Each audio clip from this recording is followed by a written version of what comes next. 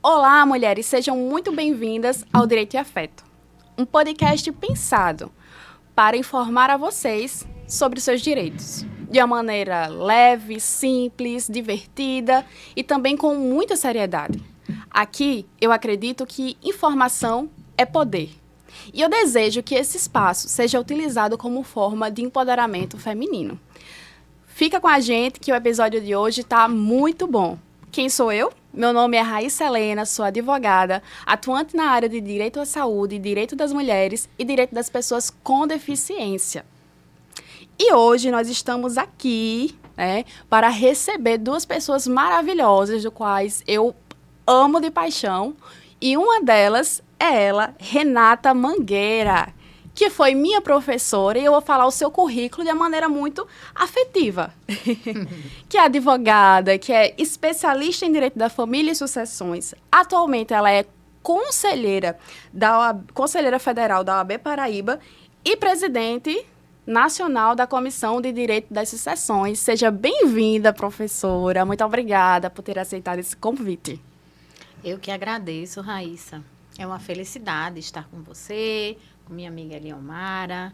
Você foi não apenas uma aluna, mas uma aluna que se destacou, uma aluna brilhante e que sempre colocou as coisas para funcionar.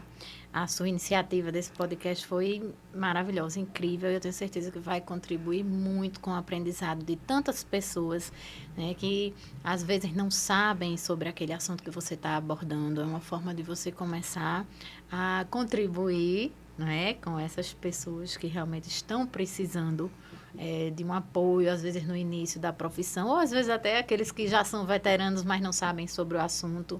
Então, parabéns, viu, pela iniciativa. Muito obrigada, professora. E estou aqui com a minha parceira, da Comissão da Mulher Advogada. Atualmente, eu sou a presidente da Comissão da Mulher Advogada do OAB Paraíba e trabalho nessa comissão junto com a Eliomara, que é secretária-geral dessa comissão. Muito obrigada, Eliomara, por ter topado vir aqui falar com a gente sobre esse tema que é muito importante hoje. Bom dia, eu que agradeço o seu convite. É imensamente prazeroso, estou aqui com a minha amiga de muitas primaveras, né? De cursos não também. Não denuncia, menina. Não, primaveras, né? E com você, muito orgulhosa da sua iniciativa. Você...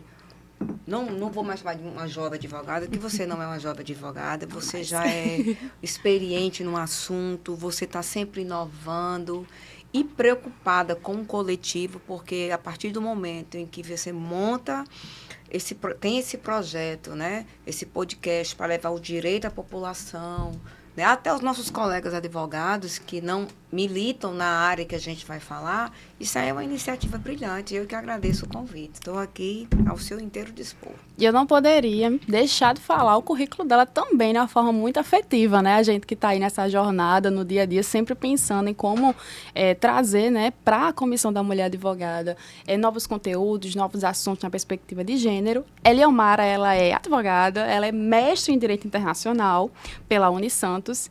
Ela é também ativista pelos direitos das mulheres e tem uma atuação destacada no enfrentamento da violência doméstica contra a mulher. E hoje nós vamos falar de um assunto muito importante.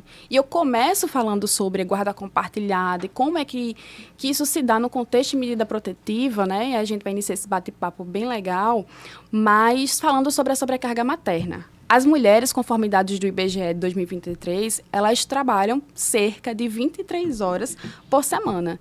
E quando isso é comparado ao tanto que os homens trabalham, é cerca de 11 horas.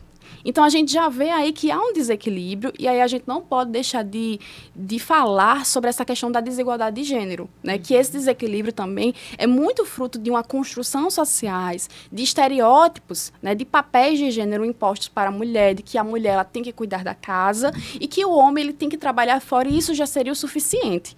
E o trabalho no lar, que aí eu falei muito no episódio anterior, é muito essa questão do trabalho invisível, do não remunerado. E muitas vezes a mulher, para poder conseguir trabalhar fora, ela se sente na obrigação de dar conta de tudo.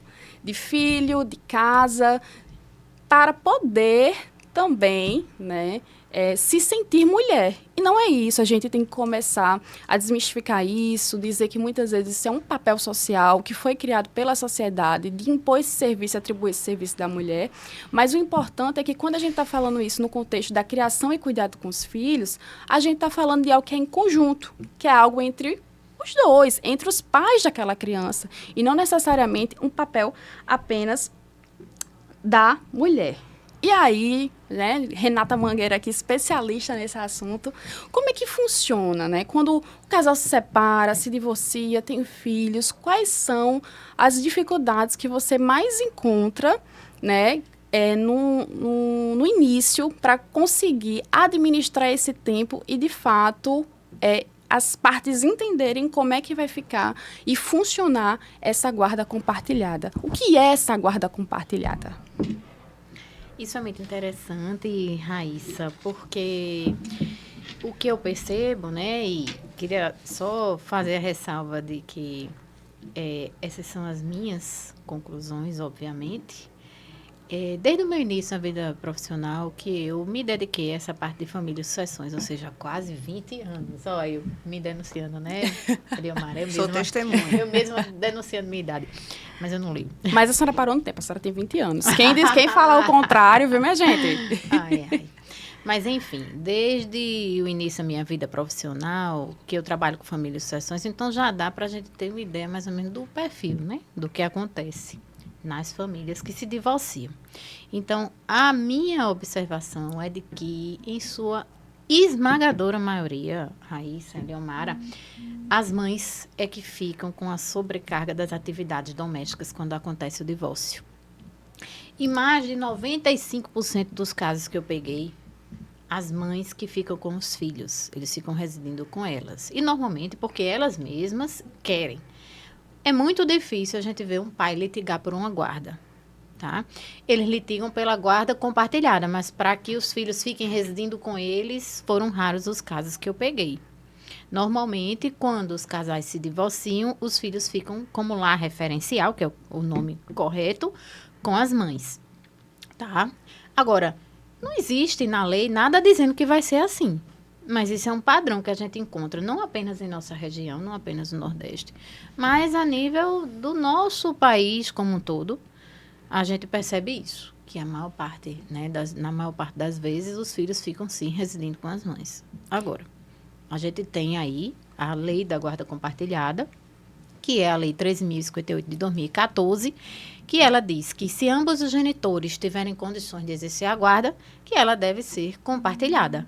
Então, depois dessa lei, que é de 2014, ou seja, uma lei que já vai fazer 11 anos, vai completar 11 anos, então, quase todos os casos que eu pego, a guarda fica compartilhada. Agora, o lar referencial é o da mãe, porque às vezes as pessoas confundem. Ah, tá morando com a mãe, agora é um lateral, e não é assim. É o lar referencial, que é da genitora, e a guarda fica compartilhada. E aí, né, quer perguntar alguma coisa? Não, pode falar, pode continuar. E aí fica aquela questão que precisa ser feita também uma regulamentação de visitas. Aí é onde a coisa começa a mostrar a sua cara. As desigualdades mesmo, né? Porque começa às a aparecer vezes aí. As pessoas dizem, vamos fazer uma guarda compartilhada. Aí na hora de regulamentar a visita, aí diz assim, eu quero ver meu filho de 15 dias nos finais de semana. Oi? Isso é guarda compartilhada onde, não é? E importante a gente destacar também, gente, que a guarda compartilhada não é só ficar com a criança, mas a administração de tudo que envolve ela, a questão da educação, saúde. Então, ambos os genitores, quando é determinada a guarda compartilhada, eles têm que estar presentes em todos os assuntos que envolvem a criança, que não é necessariamente só as visitas. Esse não é o grande problema, apesar que muitas vezes é trazido no processo como um grande problema, né? Exatamente, perfeita a sua observação, Raíssa. Porque, assim, o problema é que, às vezes, o pai, pode ser a mãe também, mas acontece muito, assim, deles quererem que a guarda seja compartilhada, né, só para mostrar às pessoas que a guarda é compartilhada. Mas, na prática, não vivem uma guarda compartilhada, que é o que você acabou de descrever. É quando se compartilha os deveres e os direitos sobre a vida do seu filho menor. Seja uma criança, né, ou um adolescente. A partir de 12 anos, a lei considera adolescente. E é importante também, gente, destacar que quando a gente está tentando encontrar um consenso, estabelecer algo que facilite na questão da guarda, a gente também tem que pensar que deve prevalecer o que é melhor para a criança. Quando a gente está tratando de guarda, a gente também está tratando principalmente sobre os interesses dessa criança. Então, a gente tem que pensar também nesse bem-estar, né? Nesse dia a dia, como é que vai ser. Pais, né? Exatamente. O princípio do melhor interesse do menor, ele tem que se sobrepor. É muito mais importante o bem-estar dos filhos, né, do que o bem-estar dos pais. Ah, mas tem que fazer uma coisa que fique boa para todo mundo. Ok, mas se você tiver que colocar numa balança, né, Eliomara, entre os direitos de um e do outro, do filho vai ter que se sobrepor sempre. Principalmente se for um filho menor, né? Exatamente. E o que seria, assim, uma divisão equilibrada nesse contexto de guarda compartilhada, né? O que seria o equilíbrio? Qual é o parâmetro que a gente tem sobre isso? Ótima pergunta, porque a lei da guarda compartilhada, ela traz justamente divisão equilibrada do tempo que a criança passa com a mãe e com o pai. Aí as pessoas pensam que porque é equilibrada é alternada. É uma semana com um, uma semana com o outro, 15 dias com um, 15 com o outro. Não, isso daí já é a guarda alternada. Que a guarda alternada, durante a pandemia, se usou demais para se evitar o deslocamento excessivo das crianças de uma casa para outra, né? A gente teve lockdown, então isso daí realmente facilitou. A gente não vai dizer que a guarda alternada, em alguns casos, ela não tem sua serventia. Tem. Mas, quando você percebe que aquilo dali pode alterar, né, a rotina da criança, de modo que a criança não vai ter uma estabilidade, aquilo pode fazer mal. Sim. Imagine se for uma criança pequenininha, teve que passar uma semana em cada residência. Isso não é uma coisa interessante. Não Principalmente para crianças mais novas, né, Leomara? Então, assim, o ideal é realmente que esse termo equilíbrio não signifique isso. Significa, assim, um leva no colégio, o outro pega, os dois participam na hora de fazer as tarefinhas, na hora de levar no curso de idioma, na hora de levar na prática de um esporte. Então, assim, o que se diz na guarda compartilhada em relação a equilíbrio é que ambos os pais participem em pé de igualdade, mesmo estando divorciados. A corresponsabilidade parental, né? Mas Exato. aí tem um parênteses, né? Aí tem um parênteses nessa situação. Porque os pais têm que ter diálogo. Se eles não tiverem, no momento de uma separação, amigável, porque não basta ser consensual. Tem que ser amigável. Porque muitas vezes... Não tem condição de ter uma compartilhada. Muitas vezes tem um consensual apenas porque às vezes a mulher quer ali só resolver e se livrar daquela situação, encerrar aquele ciclo, e não é consensual na prática, né? Na verdade, o consensual é o seguinte, a gente quer separar, ok. Só que na criação das crianças, aí vem o litígio. E aí tem uma guarda compartilhada. Aí não resolve, porque um quer colocar na escola, outro quer em outra. Aí não concorda com um Kumon, ou um curso de inglês, ou não concorda com a babá, aí eu tenho litígio. Então, como é que eu vou ter uma guarda compartilhada dessa forma? É verdade. E só para destacar, mulheres, que a guarda compartilhada, só para a gente fazer essa recapitulação, para a gente sempre estar dentro desse tema, que a guarda compartilhada é aquele em que ambos os genitores, eles decidem sobre as demais áreas, sobre tudo da vida da criança em conjunto, que é a corresponsabilidade parental. Uma escola, um plano de saúde, o médico que vai se consultar, o reforço escolar, uma segunda língua, um curso de uma segunda língua. Então, tudo isso é decidido em conjunto e exercido igualmente pelos dois de forma equilibrada. E isso é a guarda compartilhada. E aí, Eliomara trouxe aqui esse assunto, né, que muitas vezes não é consensual, não é litigioso. É importante a gente destacar que muitas vezes está envolvida a figura da violência doméstica, não é mesmo, Eliomara? Sim. Inclusive, eu estava lembrando agora de um vídeo que está passando no Instagram, não sei se vocês viram.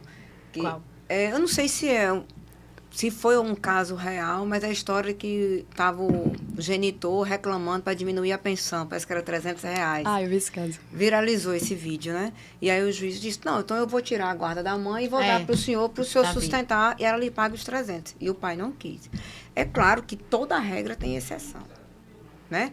Eu mesmo tenho clientes que são pais, no caso dos homens, exemplares, mães também, porém, existe um conflito entre os dois, que já mal resolvido da época do casamento, e isso se materializa no exercício da guarda. É verdade. E realmente é verdade que eu não tenho problema com a figura da idade, mas eu advogo há 25 anos. ativamente. E antes disso, eu já estagiava, já pegava a situação de família, eu digo que todo ano vou deixar de trabalhar na vara de família. Todo ano eu falo, não ela pego fica puxando, mais. ela fica puxando. Não pego mais. Aí acontece sempre uma situação e eu volto para lá. E é sempre os mais cabulosos. Então, o que acontece?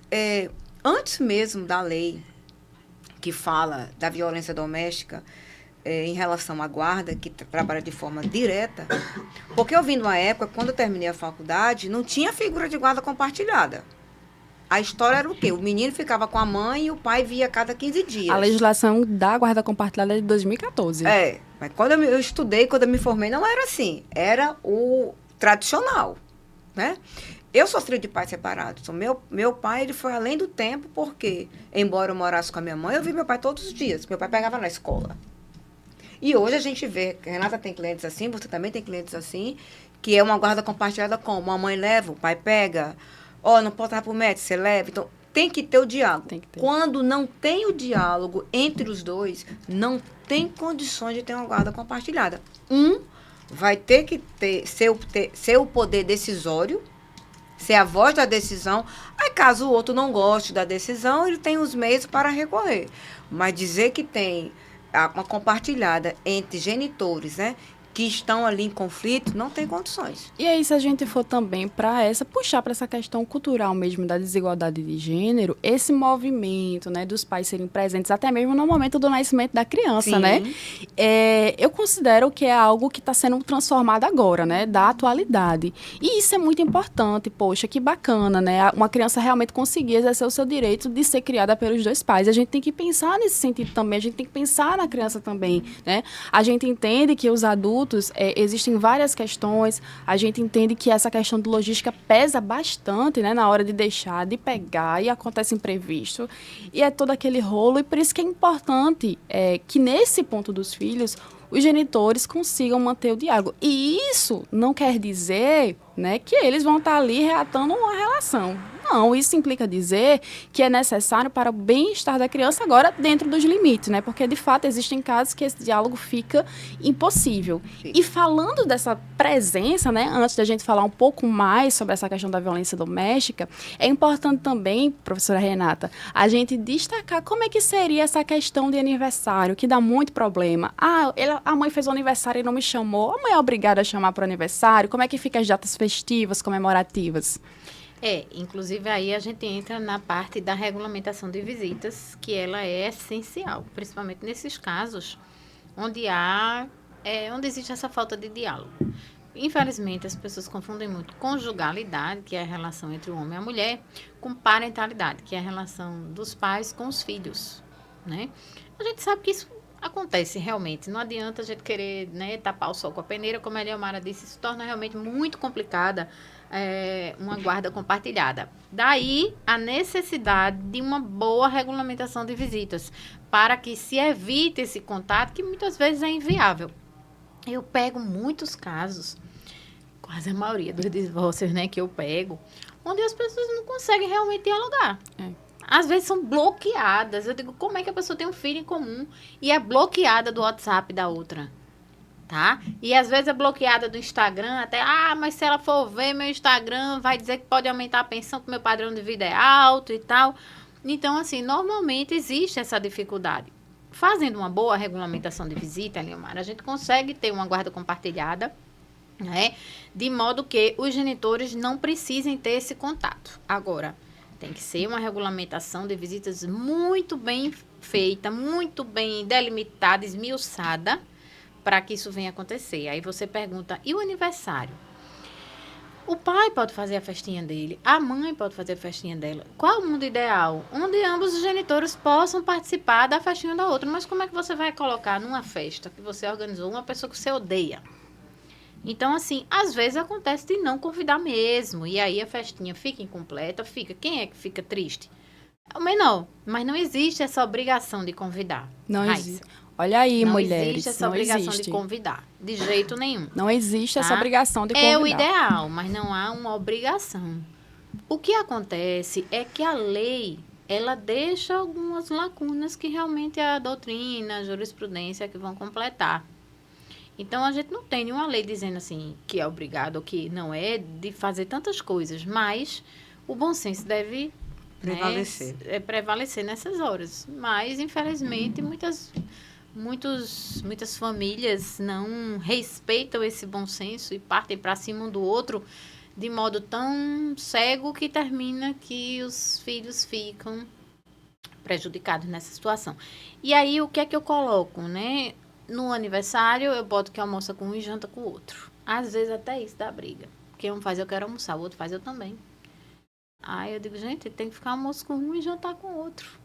Ah, não, mas eu quero almoço, o outro faz, eu também quero. E aí? Então, assim, quando há discordância, há nas mínimas coisas, nos mínimos detalhes. Então, o advogado também tem esse papel de, na hora de pedir a regulamentação de visita, pedir de forma equilibrada. Eu boto sempre assim, Natal com um, Réveillon com outro, feriados alternados, feriado com um, outro feriado com outro. Começando por quem? Porque se você não botar, né, começando por quem, já vai ter briga. Ah, eu quero começar. Então, assim, o judiciário deixando tudo bem delimitado, a gente consegue exercer de forma mais tranquila. Agora, se não deixar, aí eu concordo com a Eliomara, que aí fica complicado, porque esse contato vai ter que existir e nem sempre ele é realizado da forma adequada. E hoje em dia há também essa construção, né, da possibilidade de incluir um coordenador parental, né, que é aquele que justamente vai ajudar ali os pais a chegarem no ponto em comum e ajustar tudo isso de forma a reduzir os conflitos ante a um divórcio, a uma separação, muitas vezes, que não foi desejada por ambos os cônjuges, né? Mas às vezes é um desejo de um se separar e enfim, no episódio anterior a gente falou muito sobre essa questão do divórcio, né? Que ninguém é obrigado a ficar casado com o outro, ou ninguém é obrigado a se relacionar com outra pessoa. Mas aí, mulheres, quando a gente parte para esse ponto de que existe uma criança, a gente sabe que fica mais dificultosa. A gente já iniciou aqui falando sobre a sobrecarga materna, né? Sobre esse dia a dia que às vezes é tão pesado de algo que deveria estar sendo leve e se torna um pouco menos pesado quando o pai exerce de fato a sua paternidade. E isso é muito importante. Inclusive, isso é um direito da criança ao seu bem-estar, à sua autoestima. Mas aí acontece também de ficar insustentável o contato da mulher com o genitor por uma questão de ser um possível agressor, da gente se enquadrar e partir aí para a Lei Maria da Penha. E Eliomara, que trabalha arduamente com esse tema, vai aqui esclarecer para a gente, né? Inicialmente, quais são os tipos de violência doméstica que a gente tem previsto na Lei Maria da Penha? Então, a Lei Maria da Penha, no seu artigo 7º, ela fala de 5 tipos, e a gente só tem a figura na cabeça da física e da ameaça, né? Mas, além da física e da ameaça, a gente tem a psicológica. Nós temos a moral e a patrimonial. Dificilmente eu tenho, nesses 25 anos dos divórcios que eu peguei, eu sou da época da separação judicial, que não existe mais, E né? o divórcio só passou a existir em 1977, né? Há Exatamente. 47 anos. E tinha que ter o desquite antes. Antigamente chamava desquite. Desquite para depois ter o divórcio. E aí, eu não tive nenhum caso, posso dizer com certeza, que não teve um problema, situação como esse. Agora, a Lei Maria da Penha é de 2006 para cá, né? 19 anos da Lei Maria da Penha. Então, como eu comecei a advogar antes, nos divórcios, na separação judicial que eu peguei, geralmente tinha violência patrimonial, que é quando o casal forma patrimônio. E aí acontece muito, né? Muitos casos, infelizmente, né? Daquele que ganha mais diz, não, quem comprou fui eu, é minha. Quer ir embora, vá. Eu fico na minha casa. Quem comprou foi do meu salário.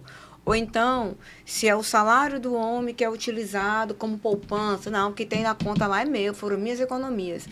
E isso a mulher que ela não é bem informada do direito dela, porque ela só acha na cabeça dela que ela só é vítima de violência se ela apanhar ou ele ameaçar de morte. E essa conduta é uma violência patrimonial. E aí eu tenho também uma mais gravosa e bem complicada para provar, ao meu ver, não é difícil de provar. Mas o judiciário, o sistema de justiça ainda tem uma reticência que é a figura da violência psicológica. E atualmente, depois, ou até mesmo acho que depois da pandemia, né, as mulheres vêm descobrindo mais essa questão da figura psicológica, né, da violência psicológica. É por conta da regulamentação. Tornou-se lei recente. Recente que eu digo assim, nos últimos 5 anos, né, que é o 147B do Código Penal. Que é a figura do gaslight. Sim. É quando o autor da agressão, ele descredita, né, ele faz com que a mulher não acredite em si própria. Diz assim, seu ciúme é doentio, você tem que procurar um médico, cadê o seu remédio? Você tá louca? Inverte os papéis. E aí você vai trabalhando de um jeito na cabeça da mulher que ela acha assim incompetente, ela se acha assim a pior. E aí fala, e muitas mulheres ficam, mas eu não posso denunciar por violência psicológica porque ele vai usar isso contra mim e eu vou perder meus filhos na guarda. Ainda tem essa lenda. Exatamente, principalmente quando a mulher é diagnosticada muitas vezes com quadro depressivo, né, com burnout e tudo isso, muitas vezes elas têm medo de ser contabilizado no processo de guarda e ela não tem mais acesso à criança. Tem e não mulher é assim que chega no meu funciona. escritório que está apanhando e ela tem medo de sair de casa porque acha que saindo vai perder os direitos dela. Sim, tem. Existe o abandono do lar. Não, ninguém perde direito por abandono. Tem mais Inclusive, isso. a lei protege a mulher que está sofrendo violência doméstica. Não apenas aquela que está sofrendo violência doméstica. Qualquer mulher, se achar que deve sair de casa para evitar briga, para evitar confusão, mesmo que não esteja sendo agredida moralmente, fisicamente, ela pode sair, ela não vai perder nenhum direito porque abandonou o lar. Não. Porque existia essa figura do abandono do lar, mas né? Mas não tem mais, faz muito tempo, depois da figura do novo Código Civil, que acabou com a história dos deveres da mulher, porque a gente já teve o Estatuto da Mulher Casada, na década de 70. Né? Os traços patriarcais na legislação, né? É porque a gente vive uma sociedade que a gente ainda tem a figura do machismo estruturado. Aquela imagem da mulher com um monte de braço, lavando, segurando o menino, trabalhando, não sei o quê. Aquilo ali é uma violência contra a mulher. Exatamente. E como se fosse algo normal, né? Tá dentro da normalidade. Não pode ser questionado, entendeu? Você não pode. A estrutura que nós vivemos faz com que a mulher ela seja obrigada. Ela tem que trabalhar, tem que ser uma boa esposa, tem que ser uma boa mãe, ela tem que dar arrumada. Porque se ela não anda arrumada, eu vou lá fora, arrumo 3, melhor do que você. E aí isso aí vai gera insegurança, que também é uma forma de violência. É a violência psicológica. E também... muita patrimonial também. Muita. Quem pagou foi ela, não deu R$1. Você não casou com separação total de bens. Você tinha essa possibilidade de fazer um pacto pré-nupcial, você não fez e depois você não quer dar o direito da outra pessoa. E também é muito importante a gente destacar, Eliomar, aqui, aí já que a gente já entrou nesse contexto, nesse recorte, a questão do masculinidade tóxica, né? Que você palestra e fala muito sobre. E é importante a gente dar um destaque para isso, certo, mulheres? Preste bastante atenção nesse conteúdo, que também é bastante importante esse conhecimento para vocês. Veja bem, eu costumo dizer... Não existe mulher machista. Tem mulheres com práticas machistas. Por que eu digo isso? Porque a gente vive numa sociedade que o machismo é estruturado. Já vem do meu avô, bisavô, trisavô e assim vai, desde que o mundo é mundo. Tanto é que nós estamos aqui como advogada faz pouco tempo, faz menos de um século que a mulher conseguiu espaço na advocacia. Né? A mulher começou a votar quando? No século XX. Não tinha nem CPF. O CPF e o trabalho, né? Vem em 80, na década de 80 que a mulher casada teve direito a ter o CPF dela. E a questão da mulher também ter direito a trabalhar, sair para Exato. trabalhar fora do lar. Até 11 de janeiro de 2003, porque o novo Código Civil de 2002, mas só entrou em vigor em 2003. Isso. O homem tinha o direito do homem casado. A mulher no código era os deveres da mulher. Ela não tinha direito. É aquela relação oprimida-opressor, né? Pronto, então isso é a figura estruturada, que se a mulher não souber cozinhar, ela não vai ser uma boa esposa. Não é assim, você não... aprenda a cozinhar para não passar fome, porque caso você vá morar só. Não, isso não é para mulher, isso é para o homem. Então, isso é um machismo estruturado que passa de geração para geração. Aí, o que acontece? Quando eu tenho práticas machistas, eu estou materializando a masculinidade tóxica. O que é a masculinidade tóxica? Olha, se eu tivesse ouvido a minha mãe, eu não tinha casado com essa mulher. Porque o que minha mãe disse, meu filho, essa mulher não é pra você. Você tá vendo que essa mulher não é do lar? É da rua. Isso é uma masculinidade tóxica. Na audiência a mãe foi ser ouvida, era uma audiência criminal. Eu raramente faço, mas como o caso envolvia, a mãe disse, olha, desde o começo, a mãe era testemunha, no caso. Totalmente... Estava como declarante. Estava como declarante, totalmente impedida, era isso que eu ia dizer. Mas ela disse, eu disse ao meu filho desde o começo que essa mulher não era para ele. E isso é uma masculinidade tóxica. Outra coisa... E é um discurso de uma mulher para outra mulher, mas é decorrente das questões estruturais isso, mas mesmo. Mas infelizmente, é aquela história. Quando eu falo que não tem mulher machista, e sim com prática machista, porque a prática machista é a mulher fazendo a masculinidade tóxica. Por exemplo, você está num canto e aparece uma mulher que está assim, com roupas mínimas. Aí você fala, olha, tá pedindo para ser estuprada. Você diz isso, uma mulher dizendo isso da outra. Isso é uma prática eu tóxica. Já vi uma dizendo, eu não tenho nem pena, anda desse jeito nua e depois não quer ser estuprada. Oi? Exato. Isso é um comportamento tóxico. Eu já vi também. Outra coisa tóxica que quando eu costumo dar essa palestra é muito para a escola, né?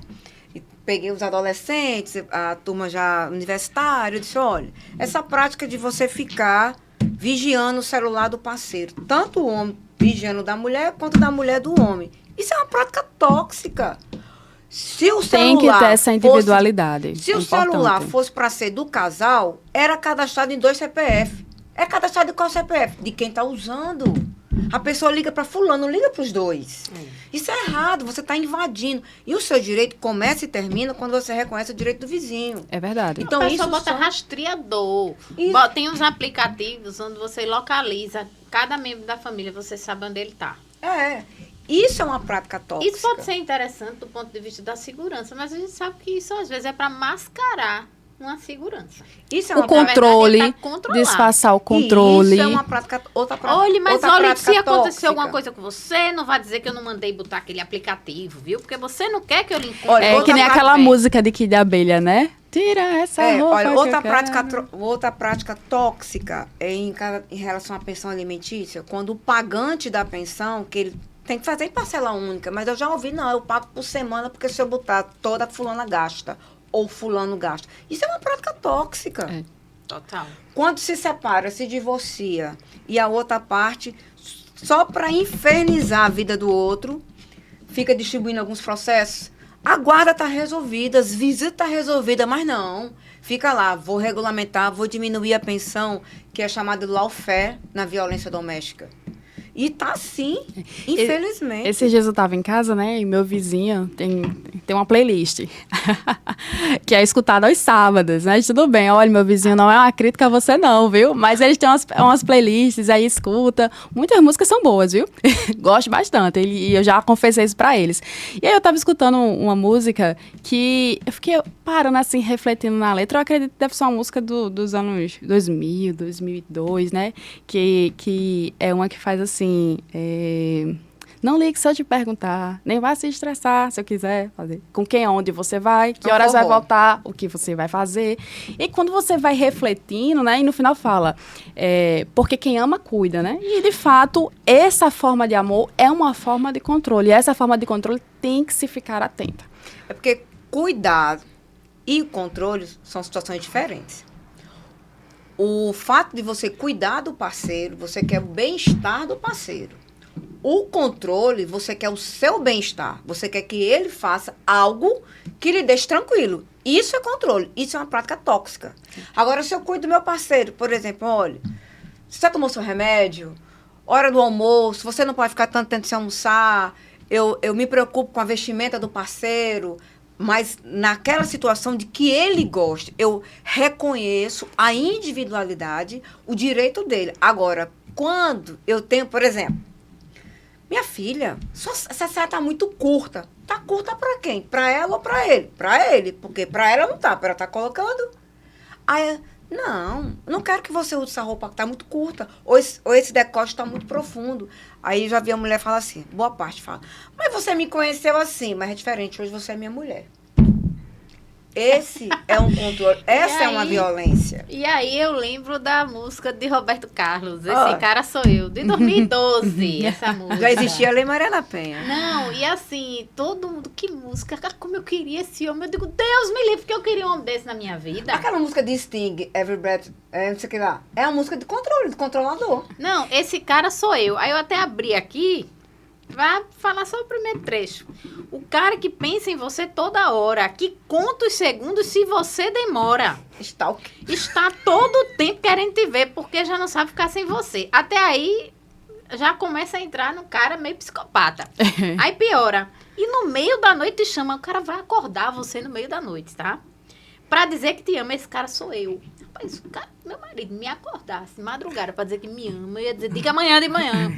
No horário comercial, viu? Então, assim, o cara que pega você pelo braço, esbarra em quem for, que interrompa teu recurso, que você sai batendo em todo mundo que chega perto da mulher dele.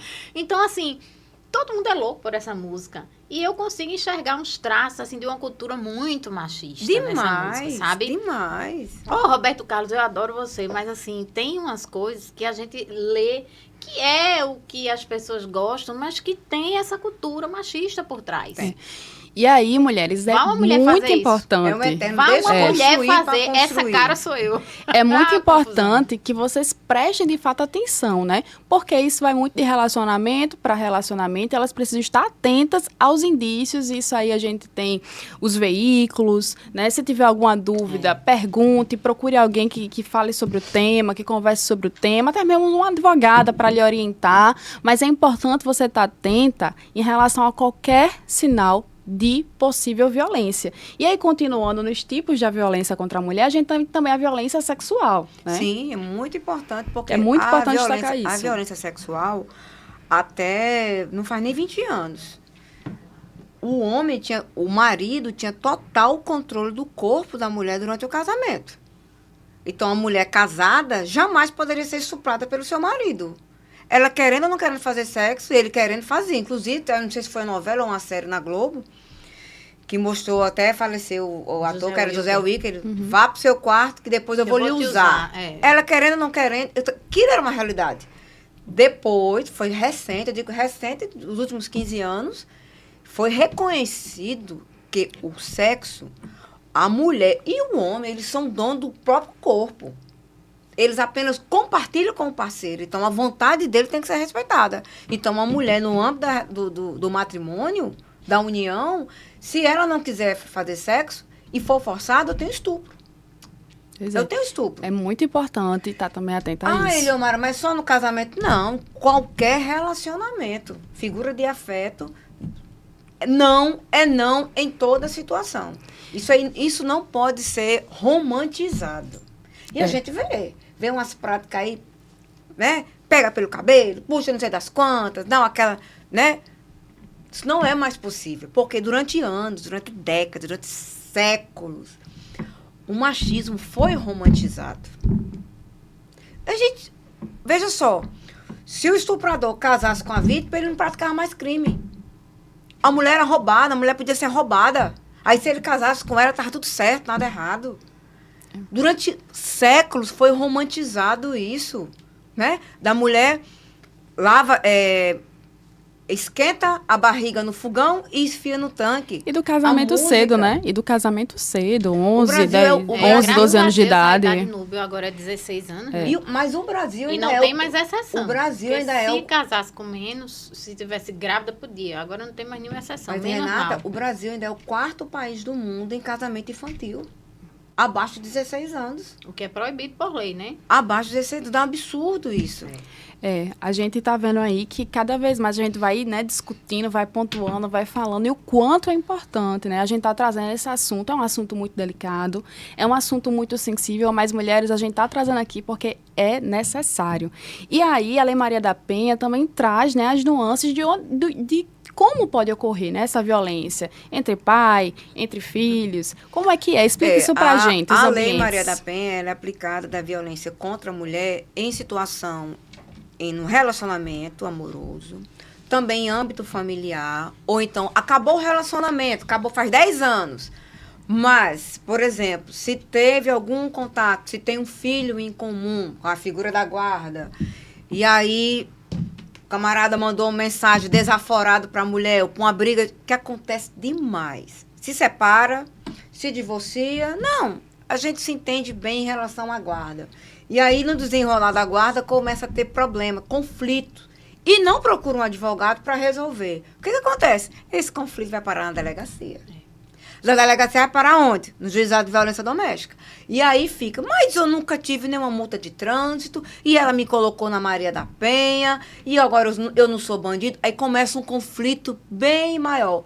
O problema é que as pessoas têm que entender que existe um regramento, existe uma lei. E se você fizer, você tem que estar ciente que você vai ser punido. Sim. E tem que ter também, assim, a consciência pelas mulheres de que nem todo caso é Maria da Penha, porque elas ficam usando indevidamente uma Maria da Penha e as mulheres que precisam de verdade saem prejudicadas. Mas a porcentagem de uso indevido, Renata, ainda é ínfima em relação à quantidade de Graças casos. a Deus. Porque geralmente, em relação ao contexto cultural, de fato, é muito comum esses casos de violência doméstica. Isso daí Porque, é... olha, a violência psicológica e a violência moral, quem consegue identificar é quem trabalha na área. Quem não trabalha na área, não, mas só pelo fato dele dizer que você não é mais mulher para ele, isso não é violência. É. Porque você está acabando com o psicológico da pessoa que está autoestima E da tá, mulher, e tá né? perseguindo a mulher, né? Liga pra ela bloqueia por conta da violência, liga pra mãe, liga pro pai, liga pra os amigos, liga pra todo mundo. Que aí já é uma figura da moral que você já está difamando, você vai tá atacando a honra subjetiva da mulher. Então, assim, eu sempre digo, por exemplo, eu trabalho com um grupo reflexivo, né? Tava trabalhando com reflexivo. Aí, quando eu estava com o doutor, olha, nunca encostei um dedo no fio de cabelo dessa mulher. Mas eu a não sei por que eu tô aqui. psicológica tava lá. Aí eu disse, mas vem cá, vamos conversar. Como era o seu casamento? Começa a contar. Eu disse, praticou crime. Outro crime. Aqui não é crime, porque assim, nem toda conduta que é violência doméstica, ela é tipificada criminalmente. Ou seja, nem tudo que você faz é crime, mas é uma violência contra a mulher.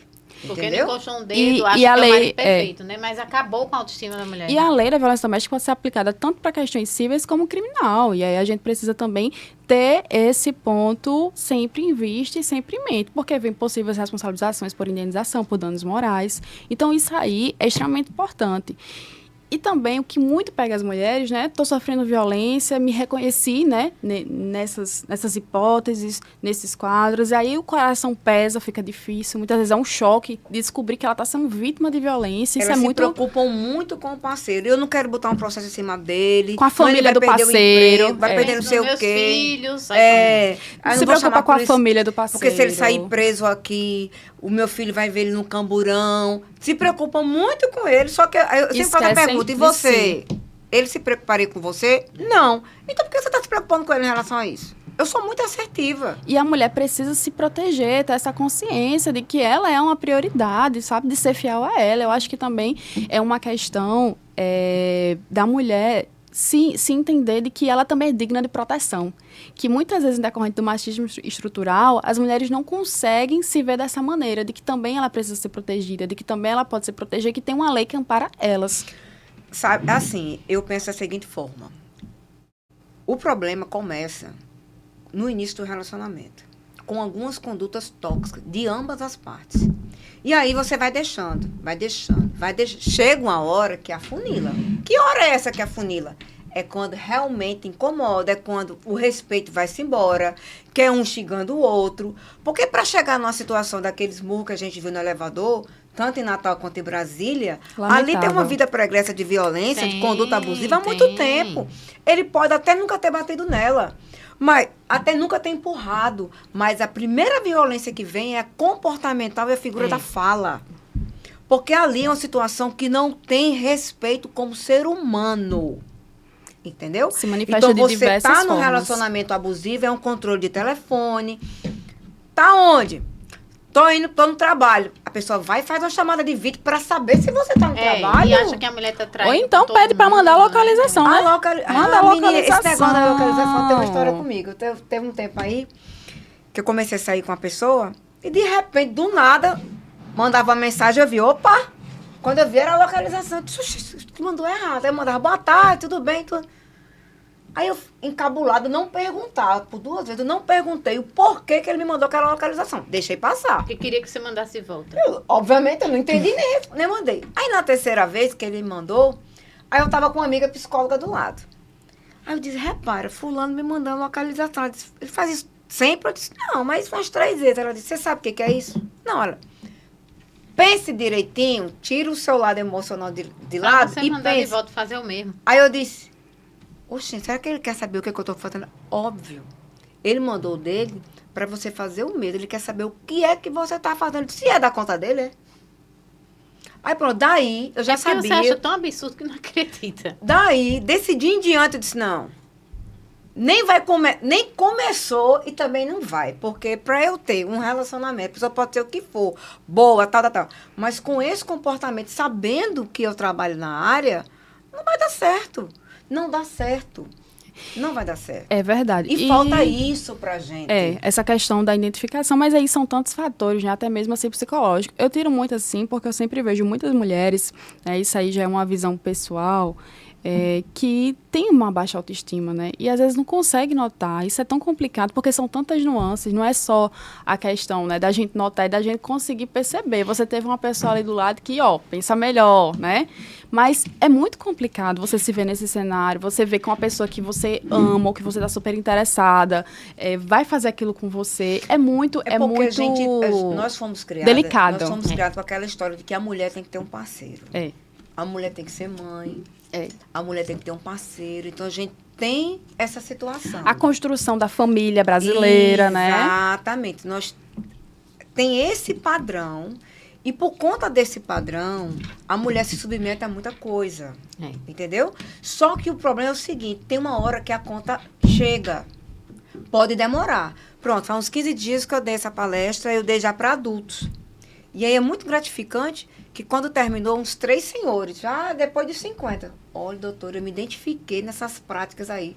Olha, a partir de hoje eu sou um novo homem. Vou chegar em casa e vou falar para minha mulher. Me diga aí o que você não gosta que eu faça. E isso é muito importante, esse reconhecimento dos homens de suas práticas abusivas e tóxicas em face das mulheres. Exatamente. Olha, diariamente, eu mesmo me policio diariamente. Porque eu fui criada em outro universo. Nós somos criados em outro universo. Então tem hora que aí eu fico, opa... O X da questão está aí. É em você reconhecer e procurar melhorar. Tem fulano que é machista, é chauvinista, é tudo. Mas se ele disser, não, eu quero ser uma nova pessoa. Eu não quero estar com essas práticas. Eu não quero estar com isso, eu não quero... ser uma pessoa que faça e pratique a violência, Exatamente. Né? Isso é muito importante. Na figura da medida protetiva, tem homens que falam, minha vida acabou. Eu digo, mas só por conta de uma protetiva... doutora, eu disse, não, aqui tem uma protetiva, mas não tem uma representação criminal, porque eu posso pedir uma protetiva sem querer representar criminalmente o autor. Isso daqui, o senhor tem que entender que a protetiva, o judiciário age da seguinte forma, viu os dois degladiando, brigando, aí o judiciário pega um balde de gelo, ou então faz igual um juiz, entra no meio e separa os dois. Isso é uma medida protetiva. Quando os ânimos ficarem mais calmos, né? E cada um tomar o seu rumo, ela pode ser retirada. Mesmo hoje, que as medidas protetivas são por tempo indeterminado, não pode mais ser com essa história de 6 meses, 3 meses, 5 meses, indeterminado. A mulher, a qualquer momento, ela pode pedir para retirar. O homem, se comprovar, né, que os motivos que devem seja protetivo não existem mais, ele pode solicitar. Agora, eu geralmente falo assim, me diga uma coisa. O senhor foi processado criminalmente? Não. Como é que está a sua vida? Foi a melhor coisa, era no canto dela ou no meu. Para que o senhor quer tirar a protetiva? Deixa esse negócio para lá, homem. Deixa. Ela que botou. Se um dia ela quiser tirar, ela tira. Se o senhor não quer mais contato com ela. O senhor já conseguiu resolver a situação com os filhos? Como? Existe um aplicativo chamado Zelle. ZE2LE. Foi criado no Rio Grande do Sul por uma mulher que estava no processo de divórcio litigioso, com guarda, com protetivo, com tudo.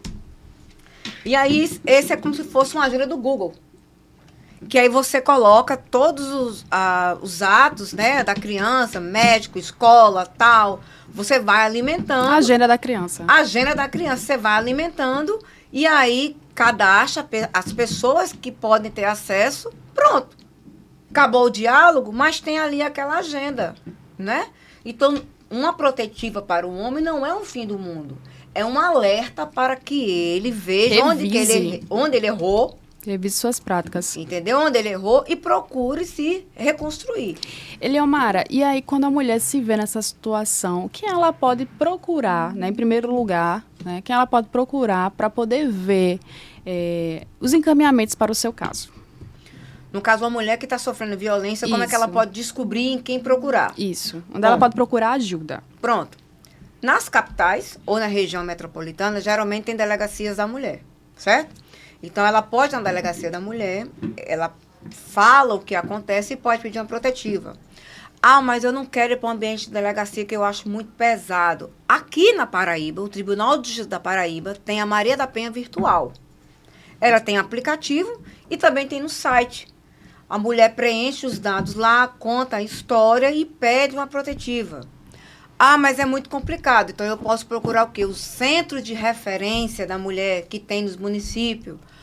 Ah, mas é um pouco... Posso procurar a Defensoria Pública. A Defensoria Pública pede a medida protetiva.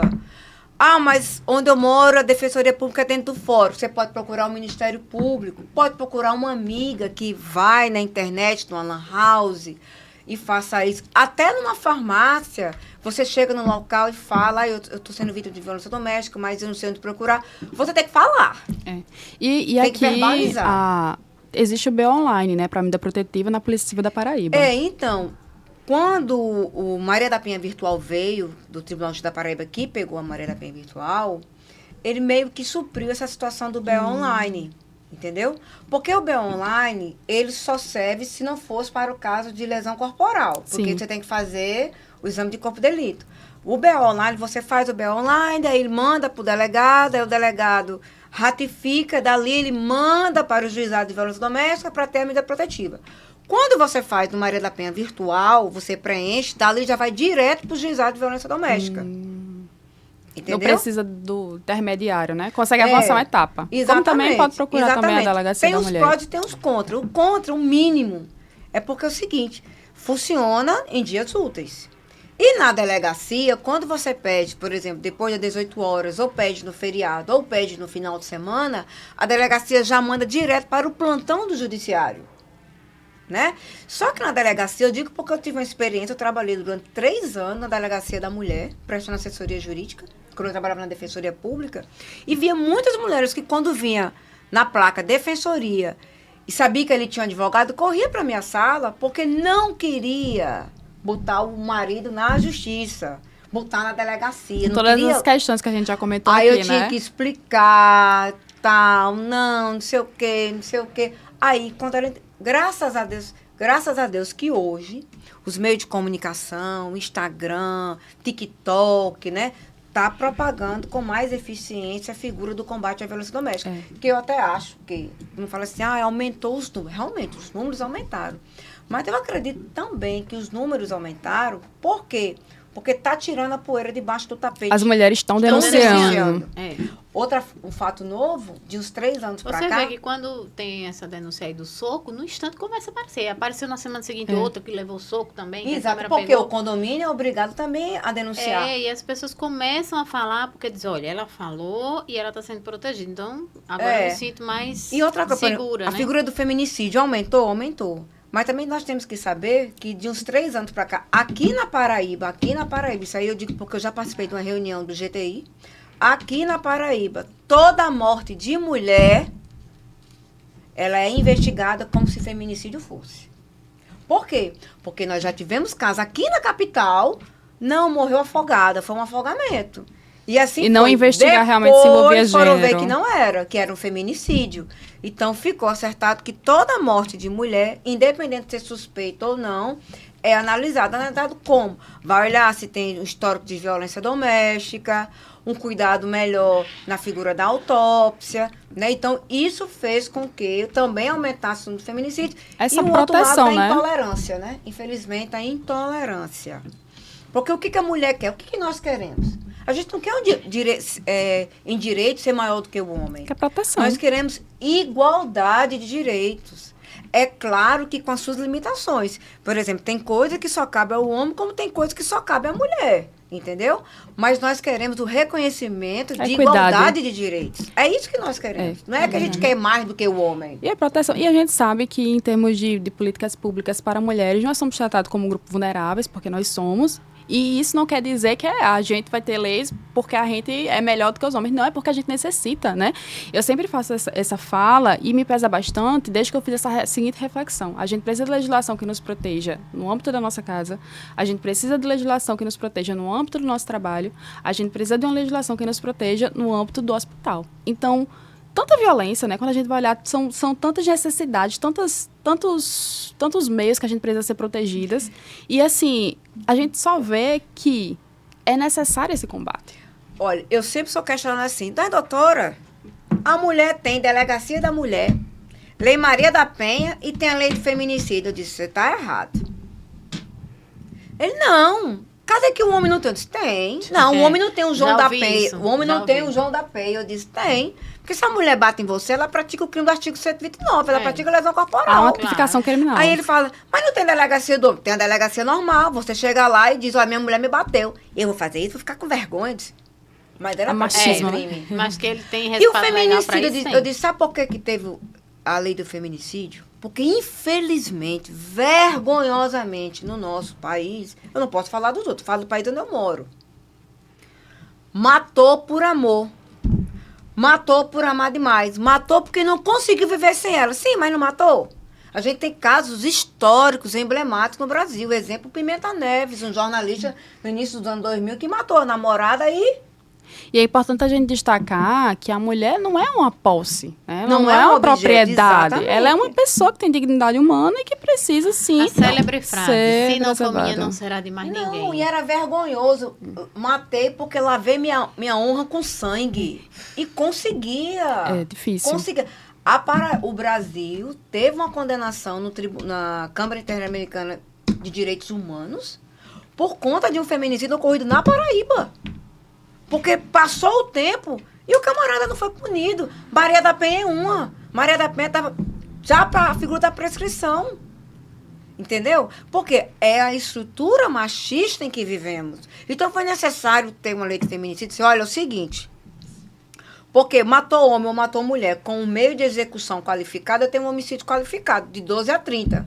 Agora, o motivo, se for privilegiado, ele sai do crime hediondo. Então, o que acontecia? O cara matou uma mulher com 10 facadas. Matou por quê? Eu fiquei vermelho de raiva numa discussão, porque ela me chamou disso, chamou daquilo. Quando eu vi, eu estava em cima dela. Aí, no júri, matou a facada, mas dizia que o motivo foi o quê? Violenta emoção seguida de injusta provocação. A pena baixava e não era nem hediondo. Ainda e a colocava família a que culpa na perdeu, mulher, né? a mulher botar a culpa na mulher.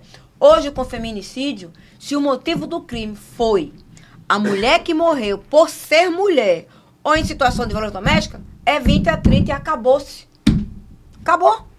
Que é uma forma Não tem mais essa também história tem mais de essa coibir. hediondo. Ou, porque eu cheguei em casa e encontrei ela com o Ricardão, ou então ela me disse que me traiu. Interessa.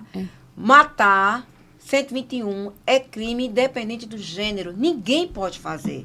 E se você está fazendo isso para a pessoa que você tem o dever legal de cuidar, de zelar, que é a sua esposa, ou a sua companheira, a sua namorada, pior ainda. É verdade. Gente, a conversa aqui está bastante profunda, bastante sensível, né? Não tem como a gente falar desse tema e não trazer essa seriedade, não sentir um pesar, né? Porque, de fato, é algo que é sensível e comum aqui a todas nós que estamos aqui. Mas aí a gente vai precisar se encaminhar para o fim. E, antes disso, acho que a gente é importante pontuar um pouquinho sobre a guarda unilateral. Então, a questão da guarda unilateral é uma guarda pouquíssimo utilizada. Ela só é utilizada, por exemplo, quando tem uma medida protetiva que engloba os filhos. Né? O pai cometeu violência intrafamiliar, tanto contra a esposa como contra os filhos. Então, aí sim seria um caso de guarda unilateral ou qualquer outro tipo de violência físico-emocional contra os filhos. A gente teria. Quando a criança ela corre o risco de sofrer uma violência física ou emocional, aí sim é interessante uma guarda unilateral. Caso contrário, a guarda deve ser compartilhada. É muito importante aí esses esclarecimentos. E o que fazer nessas questões de guarda compartilhada combinada com essa situação de violência doméstica? Como é que fica esse impacto aí nesse relacionamento, Eliomara? Conta aí pra gente. Olha, nesse caso, aí eu discordo com você. Porque quando eu vejo que tem uma situação de violência doméstica, até mesmo para evitar litígio maior que possa respingar nos filhos, eu bato em cima de que tem que ter uma unilateral. Só que eu informo para as partes, a guarda unilateral é o seguinte, a tomada de decisões fica para um dos dois. Mas isso não quer dizer que o pai, no caso, se ele for o autor da violência, ele não tem acesso à criança. Ele tem direito de ter. Porque a gente escuta muito assim, mas ele não vai dar medicação. Ele está dando sorvete para o menino. Entenda que quando a criança vai ficar o dia com o pai, ele é o responsável legal ali. Ele é o responsável. Mas se ele bater no meu filho, quando chegar você tira a foto, leva para a delegacia e leva para o conselho tutelar. Ele vai responder no trâmite legal. Não adianta você ficar batendo boca com ele. Então, eu vejo assim, quando não tem um diálogo, não estou dizendo que a situação é eterna. Porque eu digo para meus clientes, olha, você vai ter que conviver com o pai do seu filho até no mínimo quando ele alcançar a maioridade. Vai. Conviver, que eu digo, não é dividir o mesmo espaço. Mas é o bem maior que a educação da criança. Ou do adolescente. Não é isso? Porque com 12 anos ele já pode escolher com quem ficar. Mas não vai tirar, no caso, a visita. Eu tenho caso de guarda unilateral, que é final de semana alternado, e um dia na semana. E pega na escola. Mas não é compartilhada. Por quê? Porque a compartilhada estava dando conflito na tomada de decisões. Uhum. E aí, a justiça determinou que um só tomasse as decisões, alertou, olha, você é o responsável pelas decisões. Agora, essa responsabilidade é em tomar e também arcar com as decisões. Então, eu sempre alerto uma situação dessa. E, assim, dificilmente uma situação eterna. E é importante destacar que isso não quer dizer que um genitor, outra genitora, eles não vão ter acesso à criança, né? Sempre frisar isso. Que eles vão ter, sim, acesso. Regulamentação de visitas exatamente. Bem feita, né? Que vai ter, evitar esse contato. Vai ter acesso à criança, porque é um direito da criança conviver com os dois genitores, assim como é direito dos pais conviver com seus filhos. É importante a gente destacar também, né, que nesse contexto a gente precisa aplicar as medidas protetivas em relação às mulheres, como geralmente é feito, mas também resguardar o interesse aí da criança de ver e conviver com o genitor. Inclusive aqui na capital, os magistrados, que são os titulares do juizado primeiro e segundo de violência doméstica, quando eles emitem a protetiva, eles estão colocando de forma bem destacada, não se aplica às crianças. Porque o sujeito passivo da protetiva é a mulher, não são as crianças. Agora, quando engloba a criança, ainda assim as visitas acontecem, porém elas acontecem supervisionadas. Monitoradas. Supervisionadas, certo? Mas, visitas assim, assistidas. São as assistidas. Mas eu sou favorável de que teve a medida protetiva, foi deferida, verificou que o histórico de conflito, agora veja bem, se o histórico de conflito for justamente no exercício da guarda, e isso daí reflete para o ex-casal, aí é uma situação de ser uma unilateral. Inclusive, a lei fala isso. A lei diz isso. Teve essa atualização. Não é só assim, eu não quero que ele chegue perto do menino e vou meter uma protetiva. Não é assim que a banda toca. É verdade. E, gente, para encerrar, né, foi um podcast bastante rico de informação. Eu espero que essas informações tenham auxiliado vocês. Queria estar aqui com a maior empolgação encerrando, mas, de fato, é um tema sensível, comum a todas nós, que nos atingem e que nos deixam cada vez mais sensibilizadas, cada vez mais preocupadas também, né, porque a gente vive nesse constante estado de alerta. Então, fique atento aos seus direitos e eu gostaria de saber de cada uma, né? Uma palavra de força para as mulheres que estão nesse momento, passando por esse momento. Coragem. Coragem e resiliência. Achei que era só uma palavra. É uma palavra. Coragem, né? E, assim, atitude. Então é isso, mulheres. Nossas entrevistadas, convidadas, disseram aí para vocês terem coragem, resiliência e também atitude. Fique atenta a qualquer indício de violência doméstica. Esse foi mais um podcast Direito e Afeto. Fique com a gente. Vamos ter episódios semanais e eu espero você no próximo episódio.